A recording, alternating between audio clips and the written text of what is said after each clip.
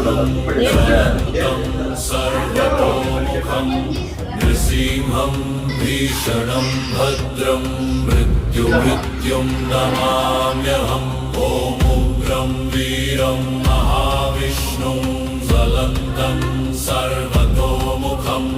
नृसिंहं भीषणं भद्रं मृत्युं नमाम्यहम् ॐ उग्रं वीरं महाविष्णुं ज्वलन्तं सर्वतोमुखं